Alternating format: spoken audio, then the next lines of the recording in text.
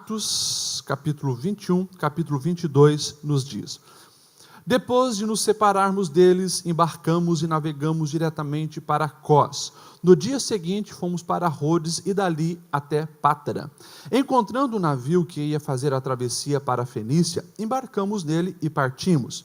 Depois de avistarmos Chipre e seguirmos rumo sul, navegamos para a Síria. Desembarcamos em Tiro, onde o nosso navio deveria deixar a sua carga. Encontrando os discípulos dali, ficamos com eles 7 dias. Eles, pelo Espírito, recomendavam a Paulo que não fosse a Jerusalém. Mas quando terminou o nosso tempo ali, partimos e continuamos nossa viagem. Todos os discípulos, com as suas mulheres e filhos, nos acompanharam até fora da cidade e ali na praia, nos ajoelhamos e oramos. Depois de nos despedirmos, embarcamos e eles voltaram para casa. Demos prosseguimento à nossa viagem, partindo de Tiro e aportamos em Ptolomaida, onde saudamos os irmãos e passamos um dia com eles. Partindo no dia seguinte, chegamos a Cesareia e ficamos na casa de Filipe, o evangelista, um dos 7. Ele tinha 4 filhas virgens que profetizavam. Depois de passarmos ali vários dias, desceu da Judéia um profeta chamado Ágabo. Vindo ao nosso encontro, tomou o cinto de Paulo e, amarrando as suas próprias mãos e pés, disse: assim diz o Espírito Santo, desta maneira os judeus amarrarão o dono deste cinto em Jerusalém e o entregarão aos gentios.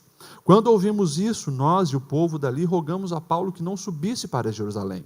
Então Paulo respondeu: por que vocês estão chorando e partindo meu coração? Eu estou pronto, não apenas para ser amarrado, mas também para morrer em Jerusalém pelo nome de Jesus Cristo. Como não pudemos dissuadi-lo, desistimos e dissemos: seja feita a vontade do Senhor. Depois disso, preparamos-nos e subimos para Jerusalém. Alguns dos discípulos de Cesareia nos acompanharam e nos levaram à casa de Manasson, onde devíamos ficar. Ele era natural de Chipre e um dos primeiros discípulos. A chegada de Paulo a Jerusalém, versículo 17. Quando chegamos a Jerusalém, os irmãos nos receberam com alegria. No dia seguinte, Paulo foi conosco encontrar-se com Tiago e todos os presbíteros estavam presentes. Paulo saudou e relatou minuciosamente o que Deus havia feito entre os gentios por meio do seu ministério. Ouvindo isso, eles louvaram a Deus e disseram a Paulo: veja, irmão, quantos milhares de judeus creram e todos eles são zelosos da lei. Eles foram informados de que você ensina todos os judeus que vivem entre os gentios a se afastarem de Moisés, dizendo-lhes que não circuncidem-se os seus filhos e nem vivam de acordo com os nossos costumes. O que faremos? Certamente eles saberão que você chegou. Portanto, faça o que nós vamos te falar. Estão conosco 4 homens que fizeram um voto. Participe com esses homens dos rituais da purificação e pague as despesas deles, para que rapem a cabeça. Assim todos saberão que não é verdade o que falam de você, mas que você continua vivendo em obediência à lei. Quanto aos gentios convertidos, já lhe escrevemos as nossas decisões de que eles devem abster-se de comida sacrificada aos ídolos, do sangue, da carne de animais estrangulados e da imoralidade sexual. No dia seguinte, Paulo então tomou aqueles homens e purificou-se com eles. Depois foi ao templo para declarar o prazo do cumprimento dos dias da purificação e da oferta que seria feita individualmente em favor deles. Quando já estavam para terminar os 7 dias, alguns judeus da província da Ásia, vendo Paulo no templo, agitaram toda a multidão e o agarraram, gritando: israelitas, ajudem-nos, este homem que ensina todos em toda parte contra o nosso povo, contra a nossa lei e contra esse lugar. Além disso, ele fez entrar gregos no templo e profanou este santo lugar. Anteriormente, eles haviam visto o Efésio Trofimo na cidade com Paulo e julgaram que Paulo tinha introduzido no templo. Toda a cidade ficou alvoroçada e juntou-se uma multidão. Agarrando Paulo, arrastaram-no para fora do templo e imediatamente as portas foram fechadas. Tentando eles matá-lo, chegaram notícias ao comandante das tropas romanas de que toda a cidade de Jerusalém estava em tumulto. Ele reuniu imediatamente alguns oficiais e soldados e com eles correu para o meio da multidão. Quando viram o comandante e os soldados, pararam de espancar Paulo. O comandante chegou, prendeu e ordenou que ele fosse amarrado com 2 correntes. Então perguntou quem era ele e o que tinha feito. Alguns da multidão gritavam uma coisa, outros gritavam outra, não conseguindo saber ao certo o que havia acontecido, por causa do tumulto. O comandante ordenou então que Paulo fosse levado para a fortaleza. Quando chegou às escadas, a violência do povo era tão grande que ele precisou ser carregado pelos soldados. A multidão que o seguia continuava gritando: acaba com ele! Quando os soldados estavam para introduzir Paulo na fortaleza, ele perguntou ao comandante: eu posso dizer algo? Você fala grego? Perguntou ele. Não é você o egípcio que iniciou uma revolta e há algum tempo levou 4.000 assassinos para o deserto? Paulo respondeu: sou judeu, cidadão de Tarso, cidade importante da Sicília. Permite-me falar ao povo. Então, tendo recebido permissão do comandante, Paulo levantou-se na escadaria e fez sinal à multidão. Quando todos fizeram silêncio, dirigiu-se a eles em aramaico. Capítulo 22. Irmãos e pais, ouçam agora a minha defesa. Quando ouviram que ele falava em aramaico, ficaram em absoluto silêncio. Então Paulo disse: sou judeu, nascido em Tarso, da Sicília, mas criado nessa cidade. Fui instruído rigorosamente por Gamaliel na lei de nossos antepassados, sendo tão zeloso por Deus quanto qualquer um de vocês hoje. Persegui os seguidores deste caminho até a morte, prendendo tanto homens quanto mulheres e lançando na prisão. Como podem testemunhar o sumo sacerdote e todo o sinédrio? Deles cheguei a obter cartas para seus irmãos em Damasco e fui até lá, a fim de trazer essas pessoas a Jerusalém como prisioneira para serem punidas. Por volta do meio-dia, eu me aproximava de Damasco, quando de repente uma forte luz vinda do céu brilhou ao meu redor. Caí por terra e ouvi uma voz que dizia: Saulo, Saulo, por que você me persegue? Então eu perguntei: quem és tu, Senhor? E ele respondeu: eu sou Jesus, o Nazareno, a quem você persegue. Os que me acompanhavam viram a luz, mas não entenderam a voz daquele que falava comigo. Assim perguntei: que devo fazer, Senhor? E disse o Senhor: levanta-se, entre em Damasco, onde lhe será dito o que deve fazer. Os que estavam comigo me levaram pela mão até Damasco, porque o resplendor da luz me deixara cego. Um homem chamado Ananias, piedoso segundo a lei e muito respeitado por todos os judeus que ali viviam, veio ver-me e, pondo-se junto a mim, disse: irmão Saulo, recupere a visão. E naquele mesmo instante eu pude ver. Então ele disse: o Deus dos nossos antepassados o escolheu para conhecer a sua vontade, ver o justo e ouvir as palavras de sua boca. Você será testemunha dele a todos os homens, daquilo que viu e ouviu. E agora, que está esperando? Levante-se, seja batizado e lave os seus pecados, invocando o nome dele. Quando voltei a Jerusalém, estando eu a orar no templo, caí em êxtase e vi o Senhor que me dizia: depressa, saia de Jerusalém imediatamente, pois não aceitarão seu testemunho a meu respeito. E eu respondi: Senhor, estes homens sabem que eu ia de uma sinagoga a outra a fim de prender e açoitar os que creem em ti. E quando foi derramado o sangue de tua testemunha Estevão, eu estava lá, dando minha aprovação e cuidando da roupa dos que matavam. Então o Senhor me disse: vá, eu enviarei para longe aos gentios. A multidão ouviu Paulo até que ele disse isso. Então todos levantaram a voz e gritaram: tira esse homem da face da terra, ele não merece viver. Estando eles gritando, tiraram suas capas e lançaram poeira para o ar. E o comandante ordenou que Paulo fosse levado à fortaleza e fosse açoitado e interrogado para saber por que o povo gritava daquela forma contra ele. Enquanto o amarraram a fim de açoitá-lo, Paulo disse ao centurião que ali estava: vocês têm direito de açoitar um cidadão romano sem que ele tenha sido condenado? Ao ouvir isso, o centurião foi prevenir o comandante: o que vais fazer? Este homem é cidadão romano? E o comandante dirigiu-se a Paulo e perguntou: diga-me, você é cidadão romano? Ele respondeu: sim, eu sou. Então o comandante disse: eu precisei pagar um elevado preço por minha cidadania? E respondeu Paulo: eu a tenho por direito de nascimento. Os que iam interrogá-lo retiraram-se imediatamente. O próprio comandante ficou alarmado ao saber que havia prendido um cidadão romano. No dia seguinte, visto que o comandante queria descobrir exatamente por que Paulo estava sendo acusado pelos judeus, libertou-o e ordenou que se reunisse o chefe dos sacerdotes e todo o sinédrio. Então, trazendo Paulo, apresentou a eles. Amém. Pode se assentar, meu irmão, minha irmã. Uma leitura longa, mas a leitura de Atos, ela é extremamente edificante. Quando nós observamos a maneira como Deus conduz todas as coisas. Nós estamos aí numa série, agora caminhando para a reta final dessa série, Depois de hoje vai faltar aí, né, apenas mais 6 capítulos, então nós já estamos na reta final, estudando Atos, e estamos falando sobre marcas de uma verdadeira igreja.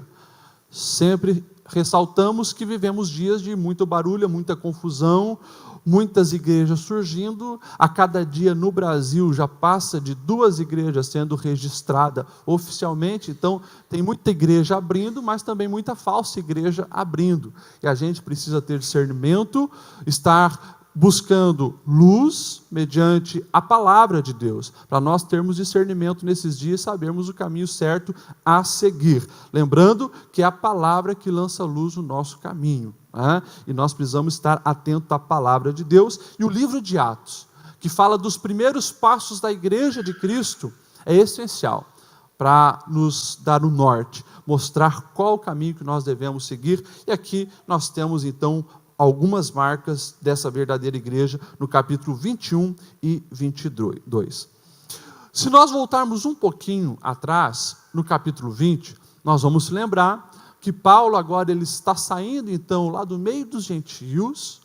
Ele fez um levante de uma oferta para trazer para os irmãos agora aqui de Jerusalém, e ele está se despedindo. E o capítulo 20, que nós estudamos algumas terça-feira atrás, nós vamos ver Paulo se despedindo dos irmãos lá de Éfeso. Paulo está lá na cidade de Mileto, ele chama os irmãos de Éfeso, ele dá ali um baita discurso, e você se lembra que o texto encerra os irmãos chorando, se lamentando, né, porque sabiam que era a última vez que veriam o apóstolo Paulo, que foi o instrumento de Deus para fortalecer a igreja ali em Éfeso. Então eles se despediram chorando, com o coração apertado, mas Paulo estava muito convicto do que ele deveria fazer, que ele deveria ir para Jerusalém. Então, nós vamos ver ali no texto, algumas cidades Paulo vai passando. Tem como colocar ali no data show? Ah, está ali já, né? Então nós vamos ver, Paulo estava ali em Mileto, e ele vai descendo, né? Rhodes, Pátara, e chega depois, né, atravessa, passa ali por baixo da ilha de Chipre, e chega lá em Tiro, ok? Os irmãos podem acompanhar ali. O texto diz que Paulo fica em torno de 7 dias ali na cidade de Tiro, e ali eu já gostaria de ressaltar uma marca da verdadeira igreja. Eu acho fantástico alguns detalhes desse texto.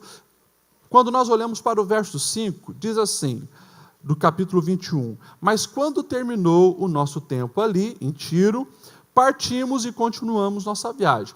Pela narrativa, você percebe que nessa viagem, o narrador estava junto. Quem que escreveu o livro de Atos? O Lucas, né? O evangelista Lucas, que já tinha escrito o Evangelho segundo Lucas. Então, ele estava junto com Paulo e ele está dizendo, quando terminou o nosso tempo ali, partimos e continuamos nossa viagem. Todos os discípulos, com suas mulheres e filhos, nos acompanharam até fora da cidade. Esse detalhe, mulheres e filhos, quando eu li pela primeira vez, já me saltou aos olhos, e aqui tem uma marca da verdadeira igreja, que é justamente buscar ter a família envolvida nas coisas do reino de Deus. Todo verdadeiro cristão, todo aquele que se diz igreja de Cristo, seguidor do Messias, precisa entender e viver essa verdade. Vai se esforçar para ter a sua família envolvida no reino de Deus. Sempre fazemos uma ponte com os nossos dias de hoje. Nós temos visto cada dia mais pessoas querer ser popstar no meio gospel, popstar no mundo evangélico, mas quando você pergunta sobre a família, aonde está a esposa, aonde está o marido, aonde estão os filhos, como que está a situação dessa família, infelizmente, a gente fica escandalizado com algumas realidades que nós encontramos por aí. Pessoas que se dizem pastor, mas traem, têm amante, mulheres que se dizem ser mulheres de Deus, profetizas, passam meses fora de casa, não cuidam dos filhos, e isso aqui é algo que não condiz com a palavra de Deus. Às vezes nós olhamos a realidade, as pessoas querem estar muito envolvidas no reino de Deus, e a gente pergunta pela família e não consegue enxergar a mesma coisa. Aqui, nesse texto, eu acho fantástico quando diz que os irmãos de Tiro, Os homens receberam Paulo feliz da vida, abraçaram, acolheram, ouviram, aprenderam. E quando Paulo falou, estou saindo, vamos se despedir, eles iam para fora da cidade, na praia, se despedir de Paulo. Não foi só os homens, a tradição era os homens, o negócio parece de gente grande. Não, as esposas vêm, os filhos vêm, nós vamos orar de joelho na praia, antes de se despedirmos desse homem de Deus. Marca de uma verdadeira igreja, envolve a sua família no reino de Deus. E esse detalhe, deles orarem na praia, o texto diz que eles foram para a praia, levantaram as mãos e começaram a orar, sem vergonha da sua reputação, sem medo de mostrarem que eram crentes, que eram seguidores de Jesus. As famílias de Tiro reunidos na praia, com mãos levantadas, adorando ao Senhor e abençoando a vida do apóstolo Paulo. O texto continua e tem ainda uma continuação dentro dessa verdade, que depois eles foram para então Ptolomaida e chegaram em Cesareia. E olha só, para continuar essa verdade, o que diz o verso 8 e o verso 9? Partindo no dia seguinte, chegamos a Cesareia, ficamos na casa de Filipe, o evangelista, um dos 7. Ele tinha 4 filhas virgens que profetizavam. Olha só, mais uma vez se confirmando a importância de um verdadeiro discípulo ter a sua família envolvida no reino de Deus. Vocês se lembram quem que era esse Filipe? Um dos 7? De que 7 que Lucas está falando? Lá no começo de Atos, você vai ver as viúvas gregas, e as viúvas dos judeus tendo um atrito, as viúvas gregas não estavam sendo bem assistidas, precisando de uma demanda de pessoas ali para ajudá-las, e daí os apóstolos estavam se envolvendo com aquilo, e Pedro diz, gente, nós apóstolos não podemos deixar de orar, não podemos deixar de pregar a palavra e ficar preocupado com a questão administrativa. Vamos levantar 7 homens, com bom testemunho, cheio do Espírito Santo, capacitados para fazer esse serviço. Então, surgem os diáconos. Entre os 7, vocês conhecem alguns. Os principais estavam lá o Estevão, que foi o primeiro mártir da igreja, e o Filipe. Filipe, ele se torna destaque porque ele é aquele que prega para o etíope, naquele caminho. Filipe é aquele que é transladado e depois aparece lá em Azoto. Esse é o Filipe. Aqui agora nós estamos falando de 20 anos depois, olha só, como que é os caminhos da vida. O parceirão de Filipe, que era Estevão, tinha sido assassinado aos pés de Saulo. Saulo se converteu, Saulo se tornou um grande apóstolo dos gentios, rodou o mundo grego falando de Jesus, e agora 20 anos depois, volta lá para Cesareia, e quem que ele encontra lá? Encontra o Filipe, um dos 7, ficou conhecido como evangelista, e agora é recebido na casa de Filipe. Um era perseguidor, e o outro era perseguido, agora os dois estão juntos servindo ao Senhor, e um detalhe maravilhoso para reforçar essa ideia de família. O texto diz que Filipe, ele morava em Cesareia e tinha 4 filhas virgens que profetizavam. Alguns chegam a perguntar, pastor, por que o texto vai falar de 4 filhas virgens? O que tem a ver a virgindade das meninas, com o texto que elas profetizavam? A questão de virgindade mudou bastante nesses 2000 anos. Infelizmente, hoje, a prática sexual não é mais só dentro do casamento, lamentamos por isso, porque sabemos que esse é o princípio de Deus. Naquela época, não era só os cristãos que se preservavam, era um costume, era uma tradição normal. Quando o texto está falando que eram moças virgens, estava dizendo que não eram casadas e que eram jovens. Isso que o texto está querendo dizer. Não está preocupado com a vida sexual das meninas. Está dizendo, eram meninas novas, eram meninos jovens, provavelmente adolescentes, pelo termo que nós entendemos. E o texto deixa bem claro que eram meninas novas, mas cheias do Espírito Santo, porque profetizavam. Filipe, não apenas ele foi usado por Deus, não apenas ele conheceu o Senhor, não apenas ele teve experiências com Deus, mas ele também passou isso para a sua prole, para a geração dos seus filhos. Isso evidencia essa grande verdade que é uma marca da igreja. O verdadeiro discípulo de Jesus busca ter a sua família envolvida nas coisas do reino de Deus. Irmãos, nós precisamos a cada dia nos esforçar para estarmos, sim, levando a nossa família aos pés do Senhor, os nossos filhos a estarem envolvidos com as coisas do reino de Deus. Infelizmente, nós temos acompanhado, principalmente nos Estados Unidos, onde o movimento cristão é muito maior entre os evangélicos, de vez em quando eles fazem pesquisas científicas, então existem vários movimentos, né? Uma das revistas mais conhecidas do mundo cristão é Cristianismo Hoje, eles vivem fazendo pesquisas, e o que eles têm evidenciado é que os pais hoje oram menos do que os seus pais, os avós, e os netos oram menos do que os pais. Parece que cada geração que está passando, a fé autêntica, a fé piedosa, a fé verdadeira está minimizando no coração das gerações. E isso é algo preocupante. É algo que nós precisamos estar atentos. É algo que nós precisamos colocar a mão na nossa consciência e nós fazermos a diferença na nossa vida e na nossa casa. Você, irmão adulto, que é pai hoje aqui, você tem levado os seus filhos a se envolverem com as coisas do reino de Deus?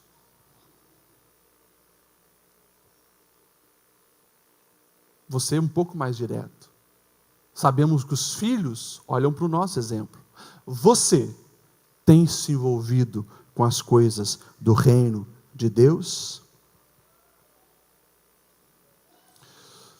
Nós, pais, precisamos ter muita graça e discernimento de Deus. Porque cada vez mais parece que as coisas estão mais difíceis.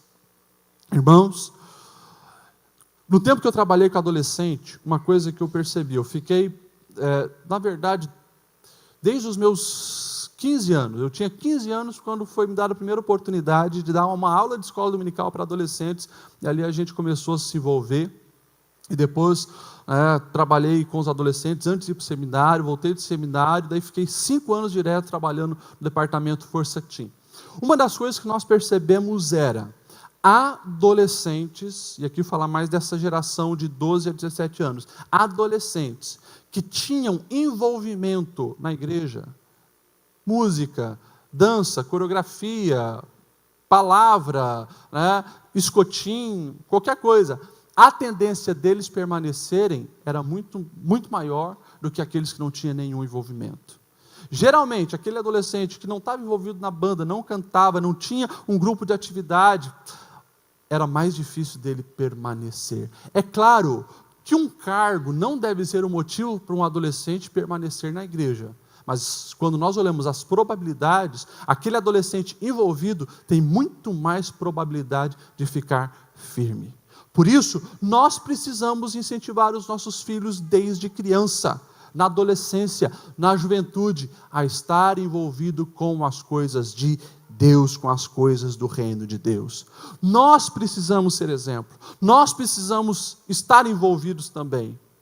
Você adulto, está envolvido em algum departamento, está envolvido em alguma área, está envolvido em algum grupo de oração, está fazendo visita, está indo em orfanato, asilo, casa de recuperação, tem que estar fazendo alguma coisa que o seu filho pode olhar, acompanhar, ver e querer seguir seus passos.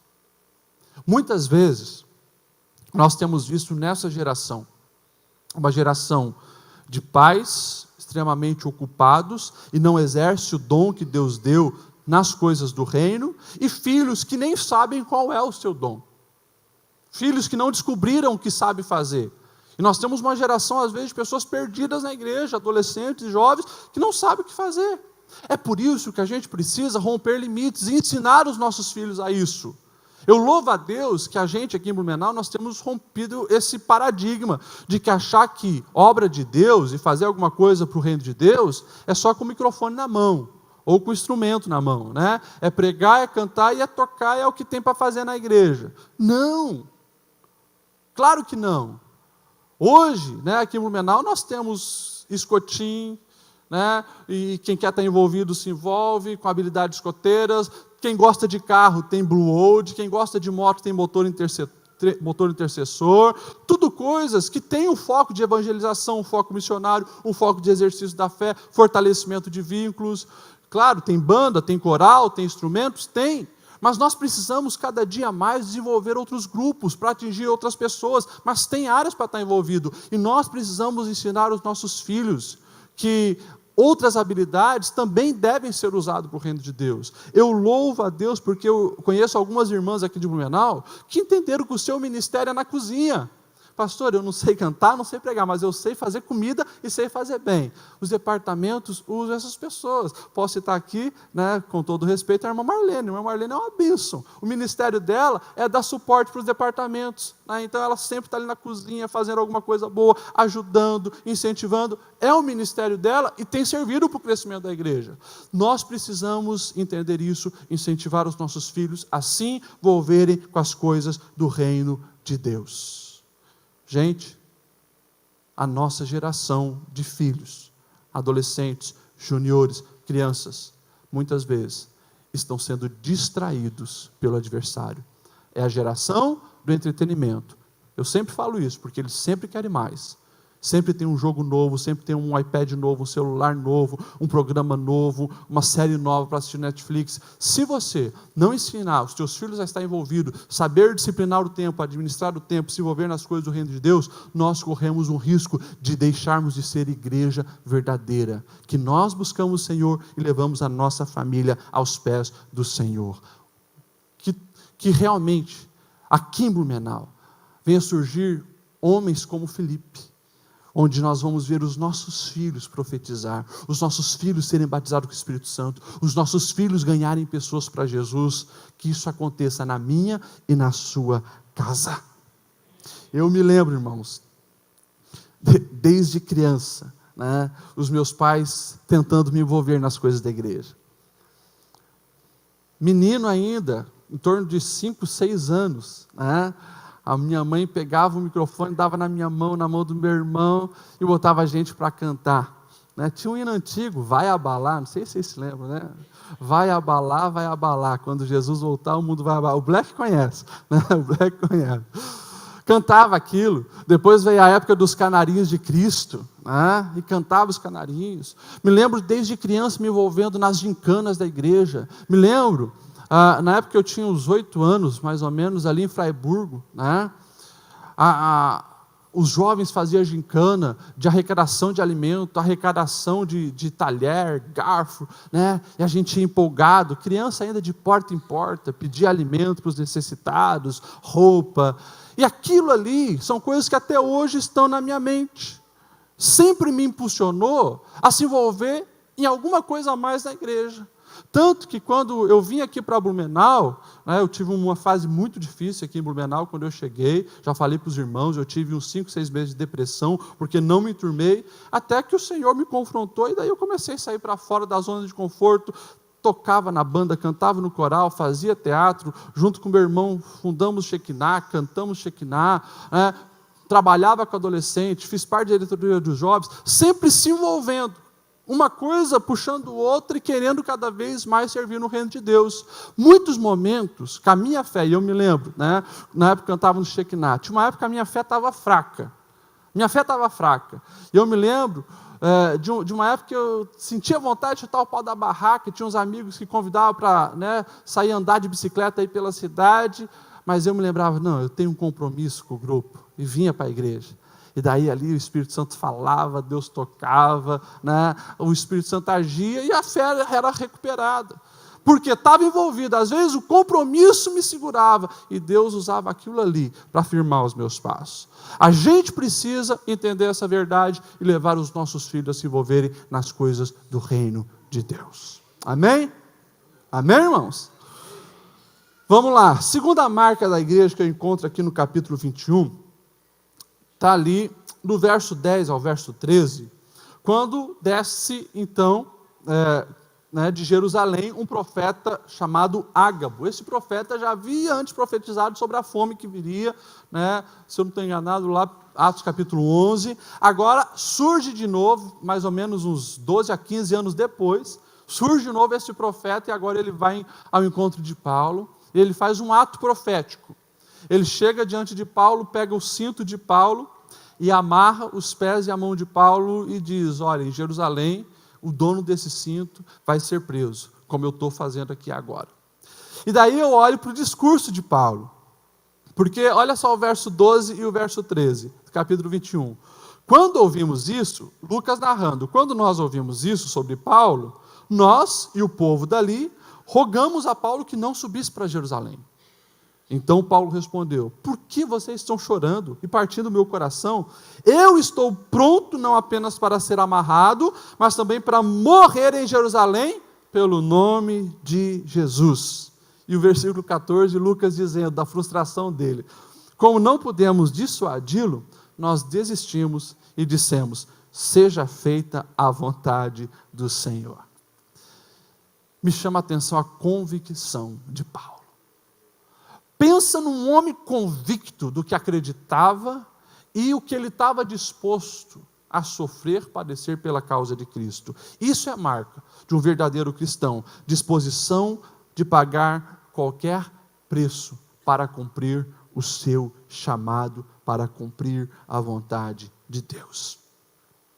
Paulo tinha certeza, porque as notícias chegavam para ele, quando ele estava fora de Jerusalém, que os judeus estavam bravos, os judeus de toda a região comunicavam os judeus de Jerusalém, eles queriam pegar Paulo, Paulo sabia disso, e quando então agora ele estava voltando para Jerusalém, os irmãos, depois de ver o ato profético de água, dizem: cara, não vai, fica aí, não vai para Jerusalém. Ele diz: eu vou, e não apenas se preciso for para ser preso, mas eu quero ir para morrer até se for preciso. Isso é justamente uma convicção, não hesita, sabe o que quer.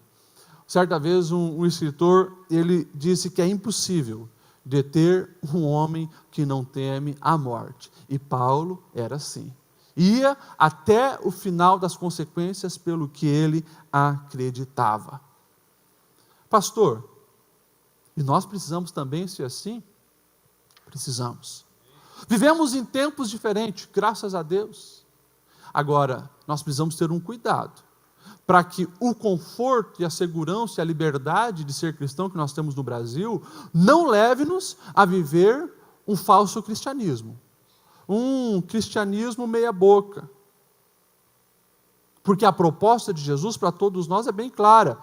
Se lembra de Mateus 10, 38 e 39? Eu vou ler na versão da Mensagem, que diz assim: se não forem até o fim comigo, Jesus dizendo, ainda que o caminho seja acidentado, vocês não me merecem. Se a prioridade de vocês é cuidar de vocês mesmos, jamais irão se encontrar.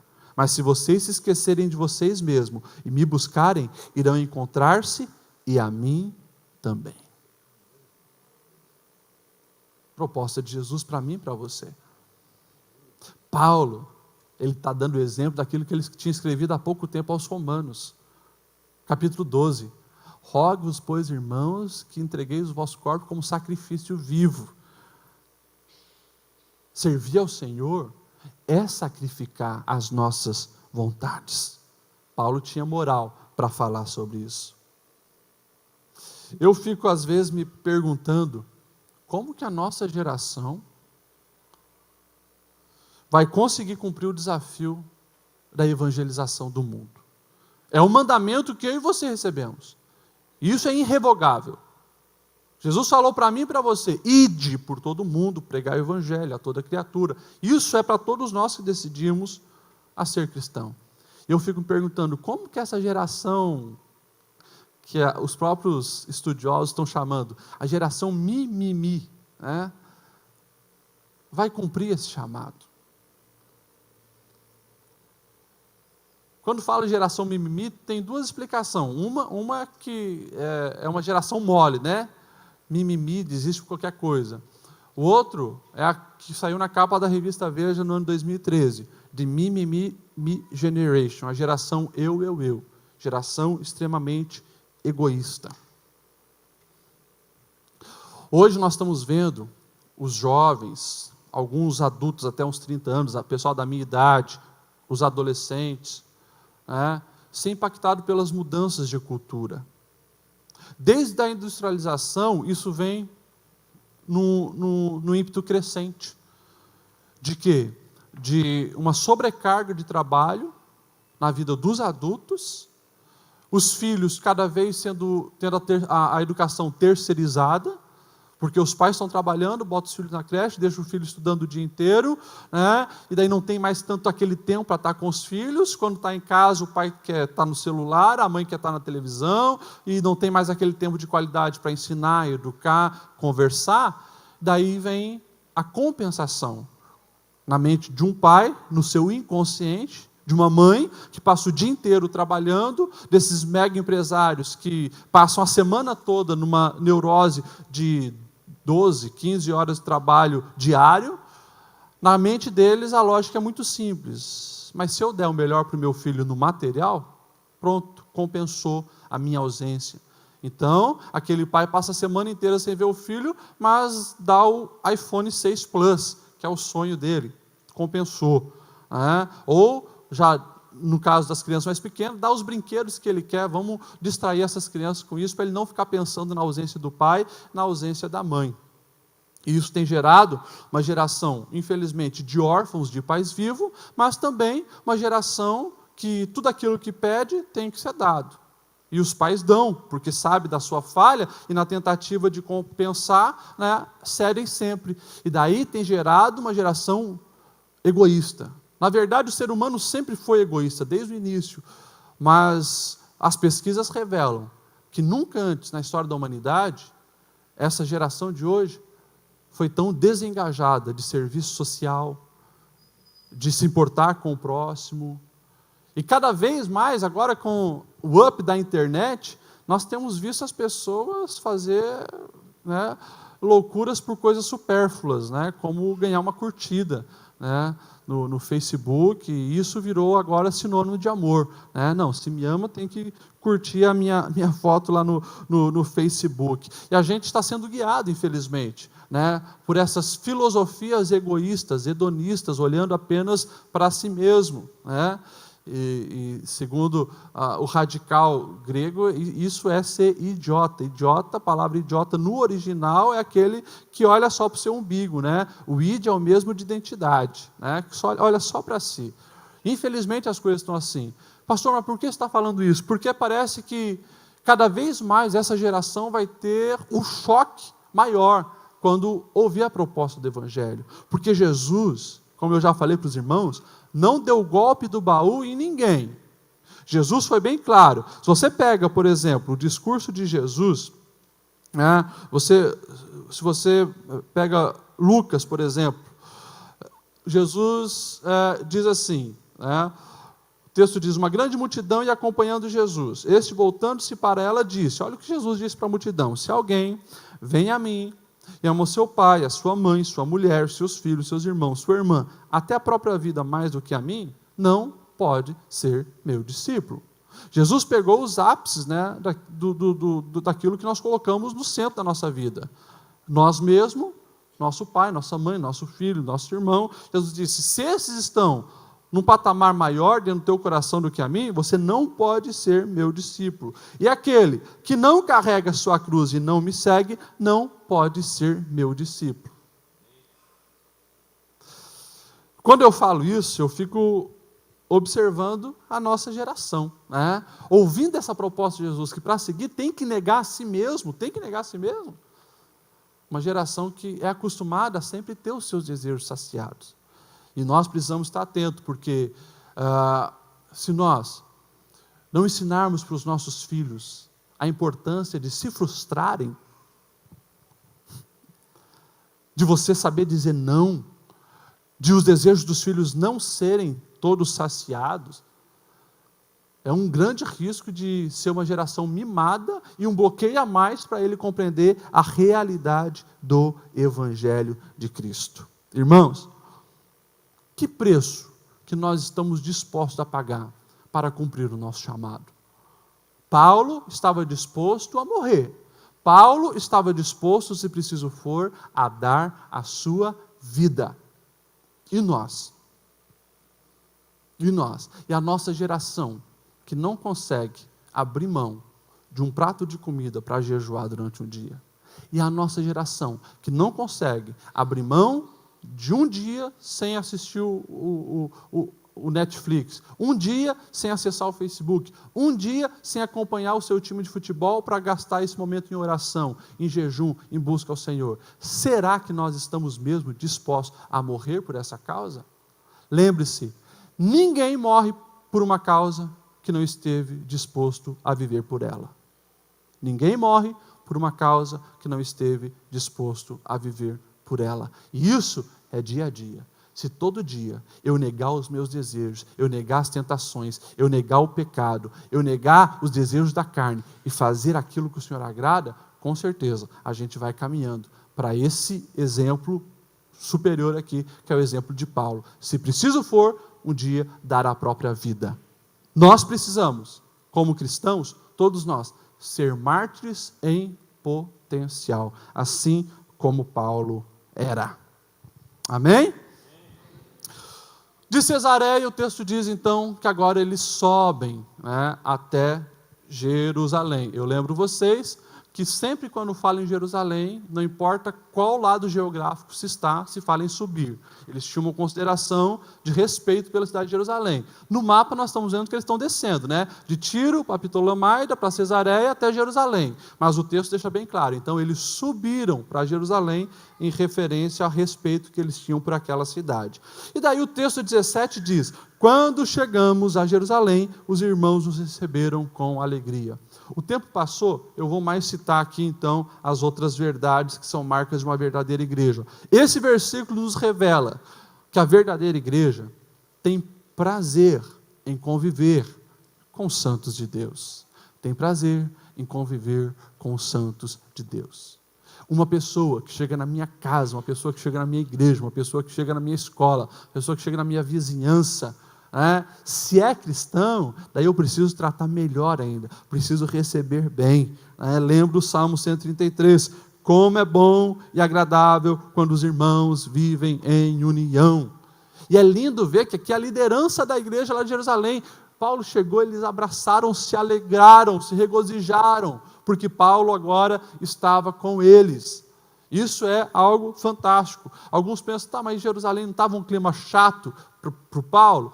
Só os judaizantes, aqueles que queriam implantar a cultura dos judeus aos cristãos, é que não gostavam de Paulo. Mas ali a liderança, os cristãos receberam ele muito bem. E aqui dentro desse ponto, que é marca também de uma verdadeira igreja, a continuação do texto lá no verso 19 diz: Paulo saudou e relatou minuciosamente o que Deus havia feito entre os gentios por meio do seu ministério.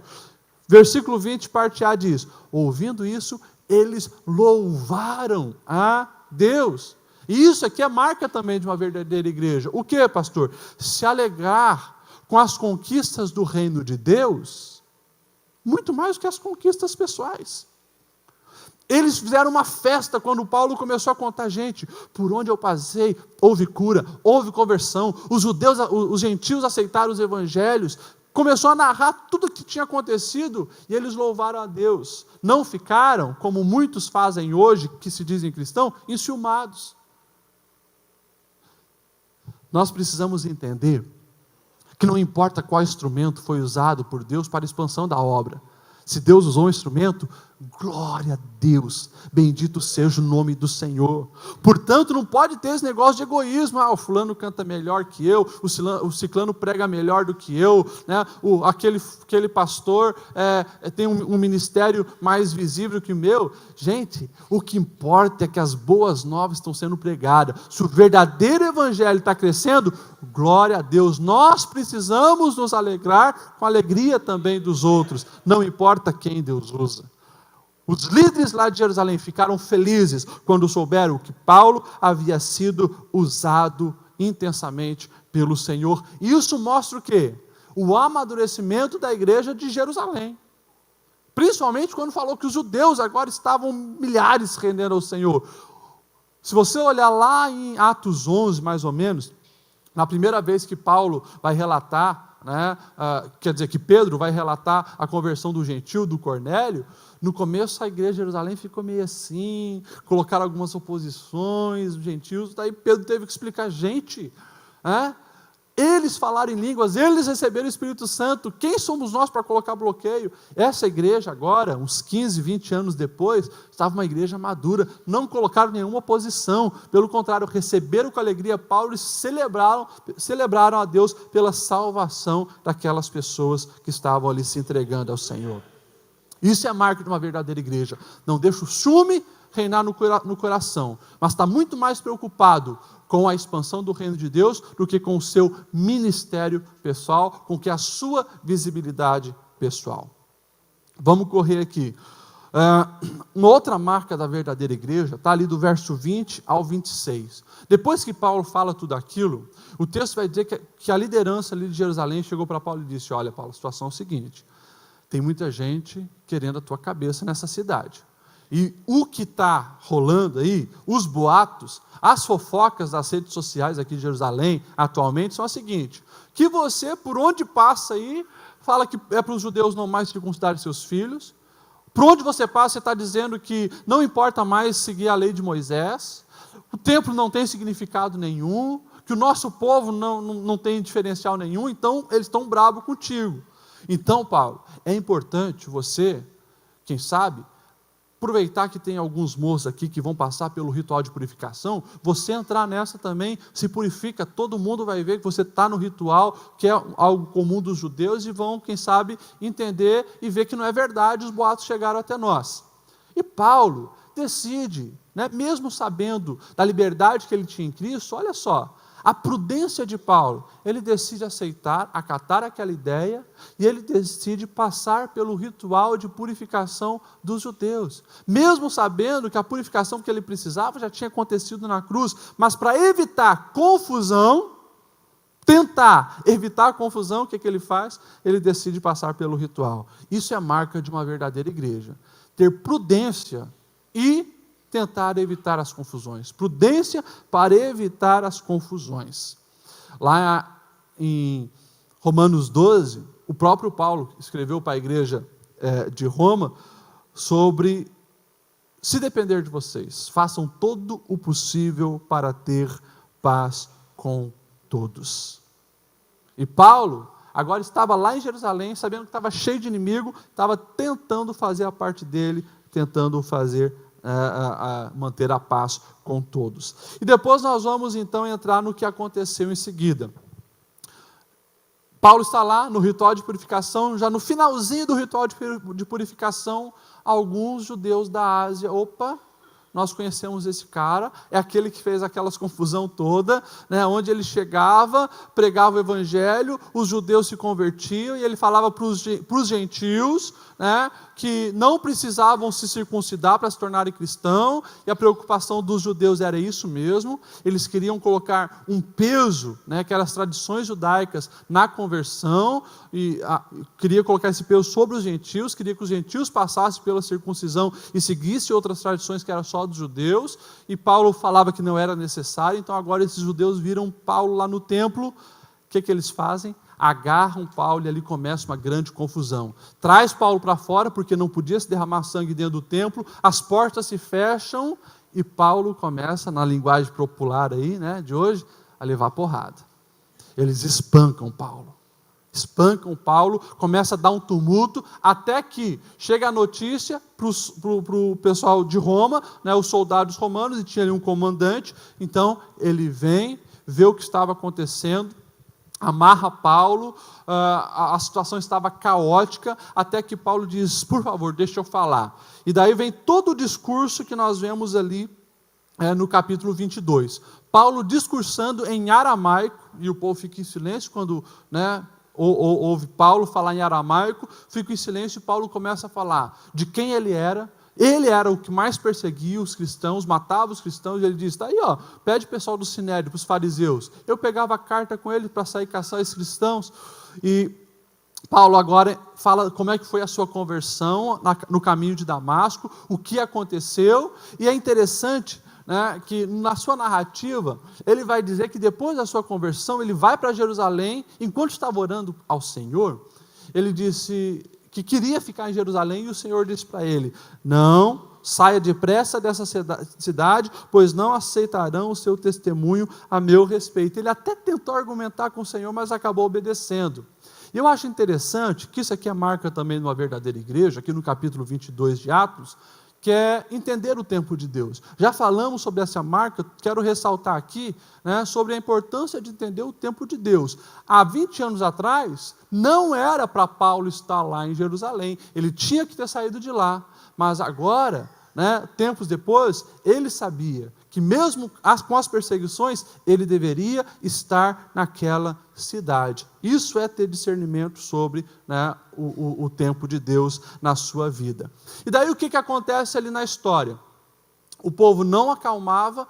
Quando Paulo então começa a falar da conversão dos gentios, o povo começa a tirar suas roupas. Você imagine, os judeus fazendo uma gritaria, tira as roupas, começa a pegar a poeira, jogar para cima, aquela nuvem de poeira sobe, o comandante dos romanos pega Paulo, leva para a fortaleza e diz: açoitem esse cara, para ele falar o que está acontecendo. Era a maneira que eles buscavam a verdade com o prisioneiro.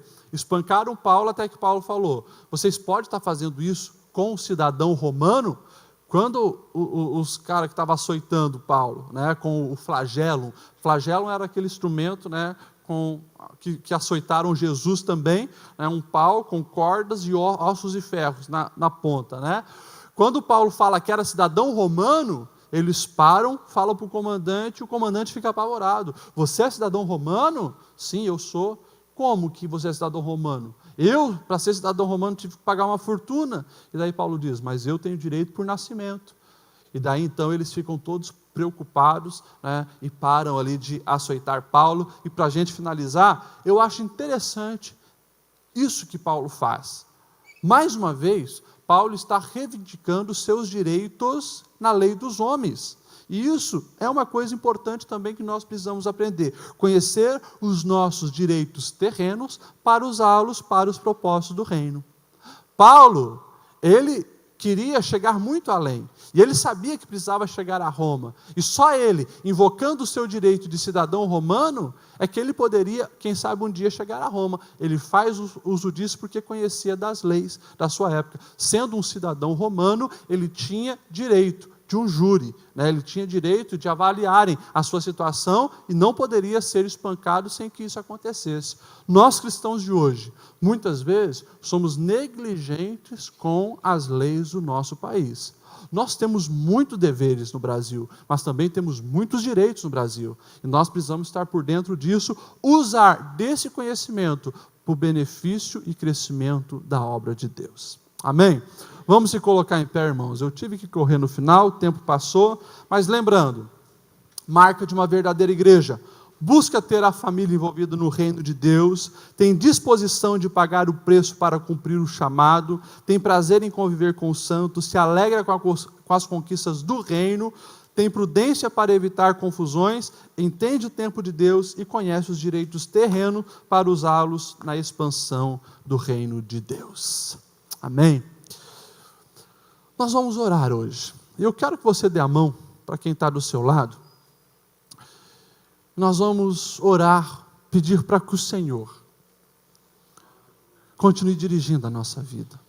Irmãos, eu falei aqui de alguns desafios que nós temos, e terça-feira que vem você vai ouvir mais uns desafios cabulosos aí, da nossa geração, da nossa visão de mundo, das influências que nós estamos, às vezes, deixando que o mal tenha sobre nós. Nós precisamos ter cuidado, que Paulo seja um referencial para as nossas vidas.